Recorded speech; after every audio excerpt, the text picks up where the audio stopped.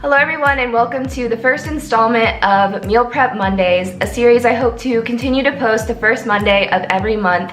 And that's basically where I show you my style of meal prep and how I keep my diet fun and interesting and with a lot of variety. Now I think we all know the traditional meal prep is to have prepackaged meals in your refrigerator you can just grab and go, which is really great if you're counting calories or if you're counting macros.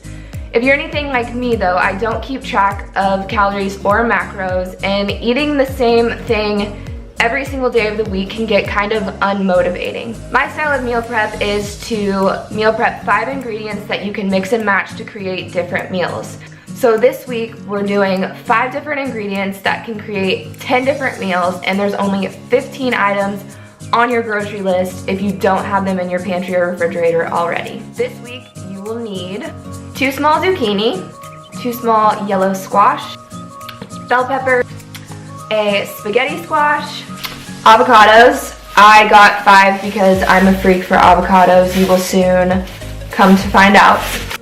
Onion, Brussels sprout, spinach. I got a big old package of this. The next thing that you're gonna need is pasta sauce, and I got 2 flavors. I got roasted garlic and Italian herbs, but you have to be extremely careful when it comes to buying pasta sauce because a lot of them include sugar or high fructose corn syrup, and they're usually the second or third ingredient, so it's a pretty high concentration of sugar, so always make sure to check the ingredients.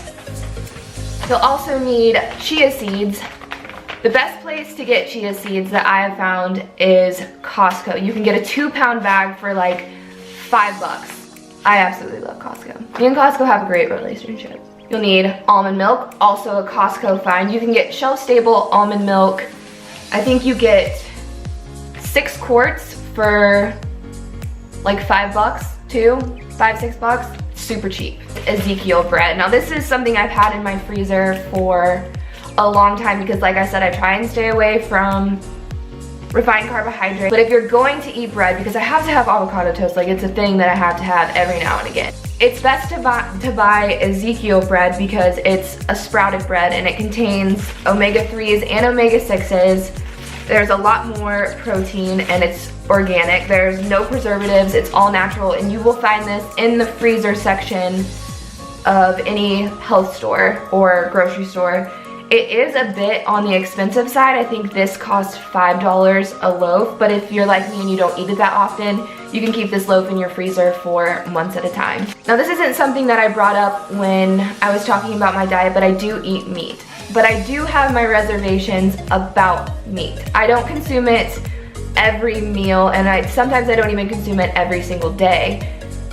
I completely and utterly disagree with factory farming. I think it's disgusting, I hate it, and I will not vote with my dollar to contribute to it. Luckily there is a local butcher shop in my town, and it's locally sourced beef, chicken, and pork, and they're all on family-raised farms. So I know that they're caring for the animals the way that they need to be cared for. Me personally, I do need to have protein in my diet. I'm sorry if that makes some of you upset, but it's how I feel best, and it is my diet, and it's the way that I choose to eat.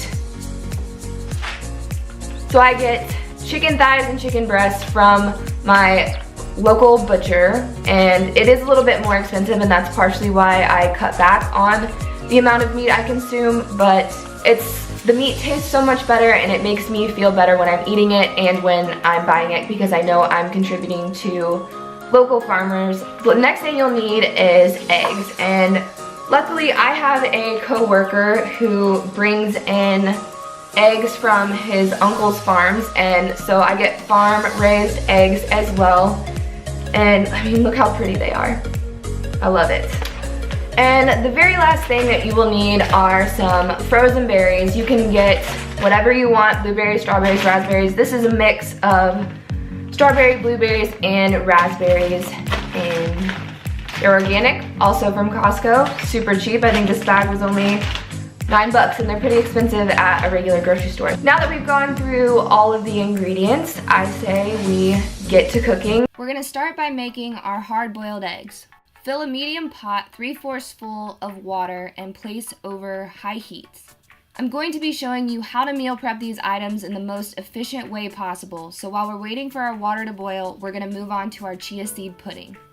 I like to use mason jars for my chia seed pudding because they're easy to travel with and the seal on these containers is great. Place 2 tablespoons of chia seeds in each jar. Next, add 1/4 cup of your favorite frozen fruit. Today I chose blueberries. Next, add 1/2 cup of almond milk to each jar.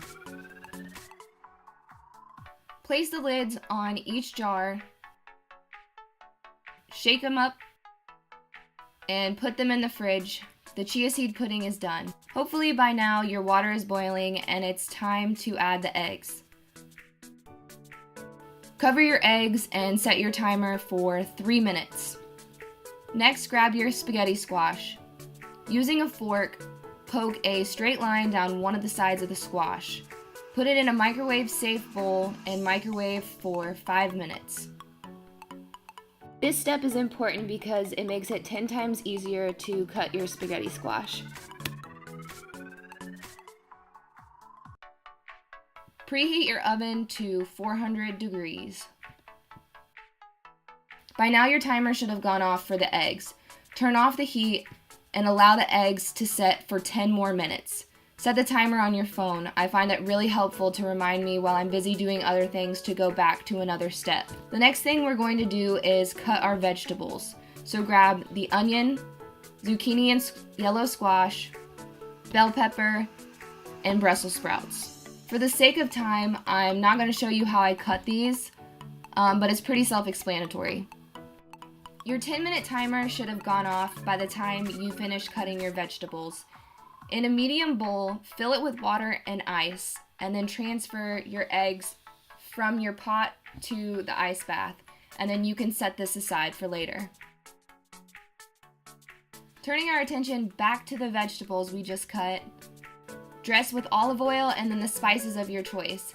I like my vegetables a little bit spicy, so I use paprika, sriracha black pepper, pink Himalayan salt, and red pepper.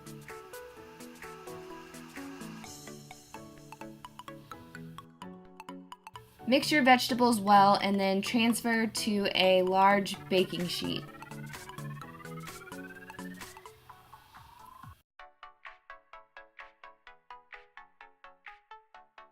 Don't put these in the oven quite yet because we'll be putting them in the oven at the same time as our spaghetti squash.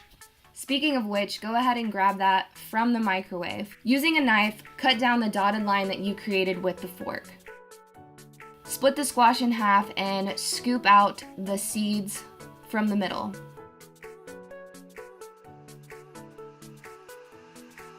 Dress with a little bit of olive oil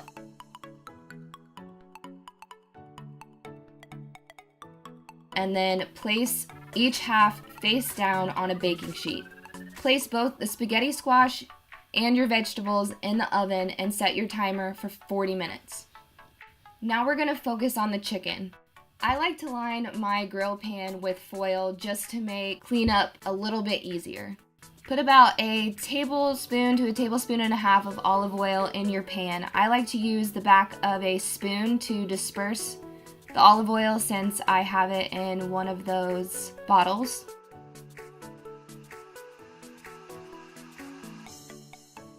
Turn your pan to medium to high heat. Add your chicken breasts and a little bit more olive oil to the tops of them, and add whatever seasoning you like. Today I'm using Weber's garlic and herb poultry mix.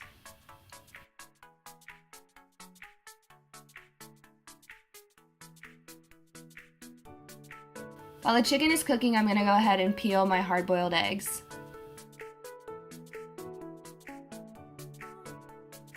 They've been sitting in the ice bath long enough and should pop right out of their shell.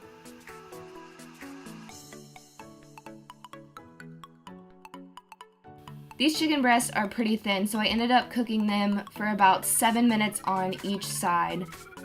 If you're not sure how long to cook your chicken, just make sure that the internal temperature is at least 165 degrees Fahrenheit before you pull them off the heat.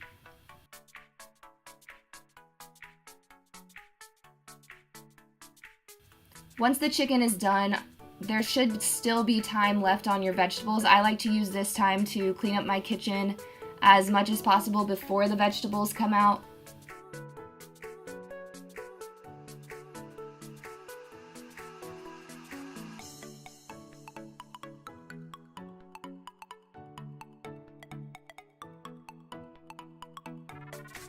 When your veggies come out, they should be perfectly roasted, some vegetables being a little bit more brown than others. Using a fork, scrape the side of the spaghetti squash in order to get out your quote-unquote spaghetti.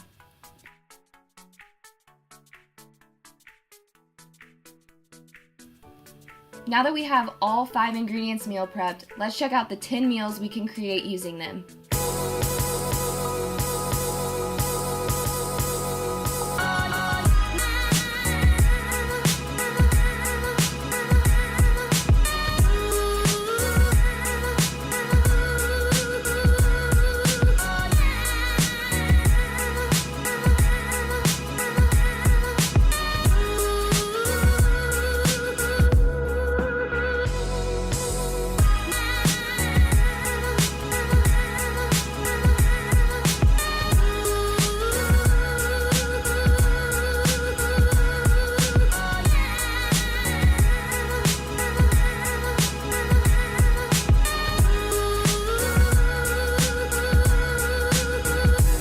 I will have the grocery list, the steps to follow, and the 10 different meals I created here linked in the description box.